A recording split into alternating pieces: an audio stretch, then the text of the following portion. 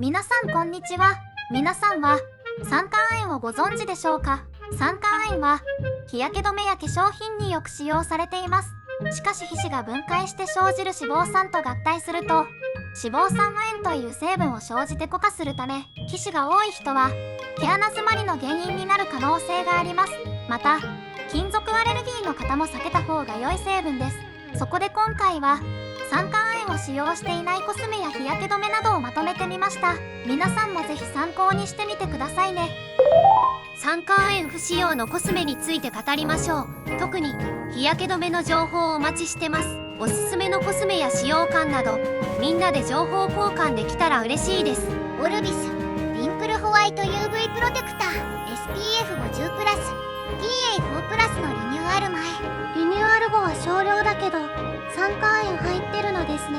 確か化粧品の成分解説をする YouTuber が言ってたような気がするんだけど、酸化亜鉛と酸化チタンってどの位置に掲載してもいいものって言ってた気がする。だから量が多くても後ろの方にあったり、うろ覚えなんだけど Twitter か YouTube どっちかで言ってたような。違ったらごめんなさい。オルビスだったらクリアフルの UV 下地。SPF は低いけど肌負担が本当にないからメイクというよりスキンケアの一つとして続けられてる。ノンケミカルってやつ？ノンケミカルは紫外線吸収剤不使用の方だから違う。むしろノンケミカルに酸化亜鉛入りがち。紫外線吸収剤は吸収しちゃうから散乱剤とかが入ってるのにしてたけど、そっちの方が良くないのかな。紫外線吸収剤は刺激あり乾燥しにくい、 UV カット効果が高いが時間経過で消える。紫外線散乱剤は刺激少ない、乾燥しやすい、 UV カット効果が弱いが長持ちと長所短所がトレードオフだから、用途や肌質によって使い分けるとか間を取って両方入ってるものを使うかですね。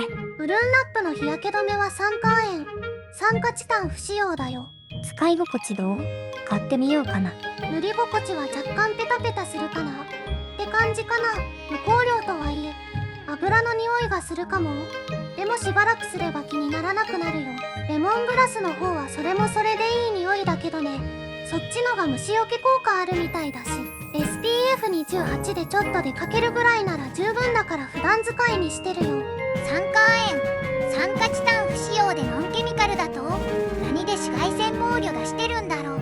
酸化セリウムかな。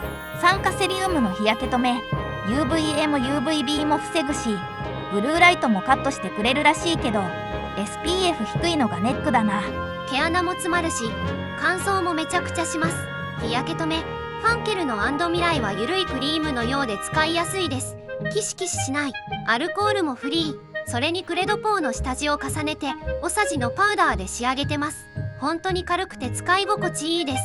チフレのモイスチャーパウダーファンデーションが酸化亜鉛フリーだし刺激も感じなくてよかったよ。値段も700円くらいだからそれまで使ってた4000円のファンデが必要なくなった。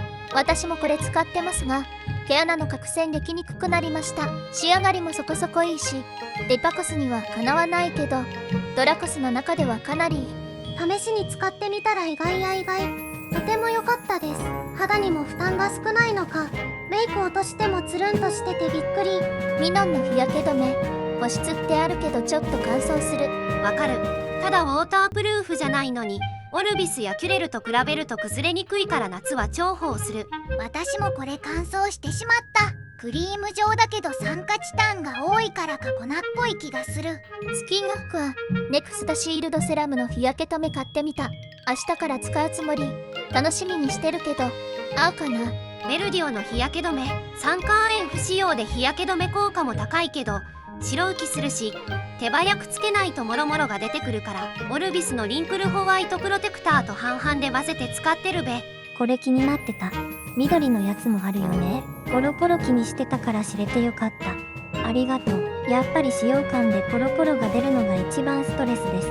緑はもろもろは出なかったけど目に染みたよ。目に染みなくて肌負担ないのは黄色の方かな。 YouTube で日焼け止め検証してる人がいたけどベルディオ黄色は SPF50 と遜色ないくらい高い日焼け止め効果出してた。オルビスと1対1で混ぜるとやや白くなるけどもろもろ出なくなって伸びも良くなるし、単品だと目に染みたオルビスが染みなくなるので今のところそれで過ごしてる。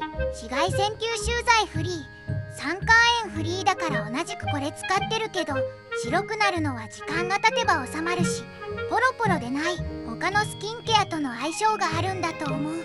単品で染みなくてもろもろもなく、使用感良くて負担もないのはクレドだけど、価格が行きちこえなのが悩みどころ。クレドってリニューアルしたクレドの方ですか？リニューアル後のやつです。クレドのカウンターでタッチアップしてもらってサンプルも複数もらって試して大丈夫でした。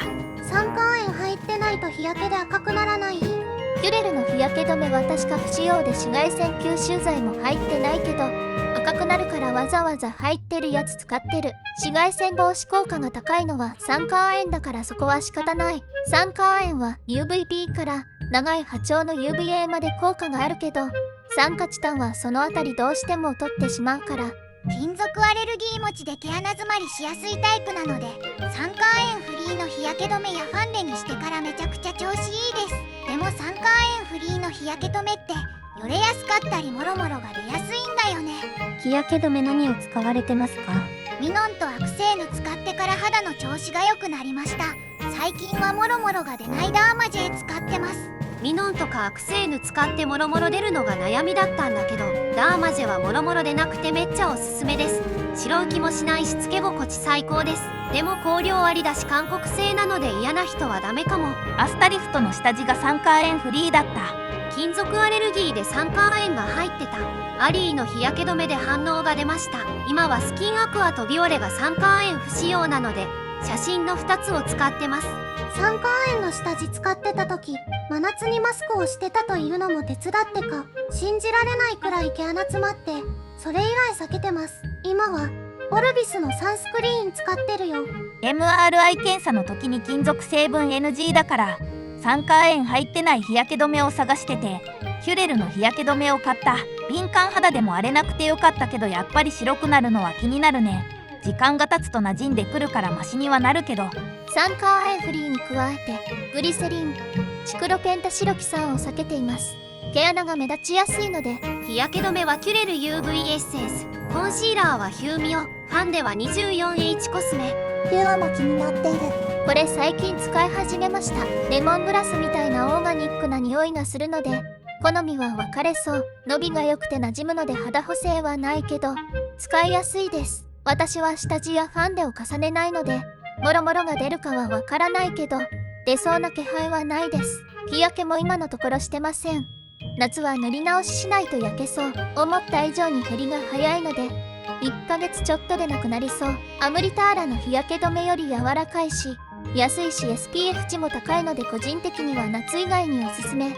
何をしてもずっとコメドできやすかったけど、酸化亜鉛フリーにしてから圧倒的にコメドの数減った。金属アレルギーでもあるから排除できてよかった。セザンヌのクッションファンで酸化亜鉛フリーです。薄付きですが元から肌が綺麗な人みたいな仕上がりになって気に入ってます。カバー力はないです。あと色がもうちょっと明るめがあればなという感じです。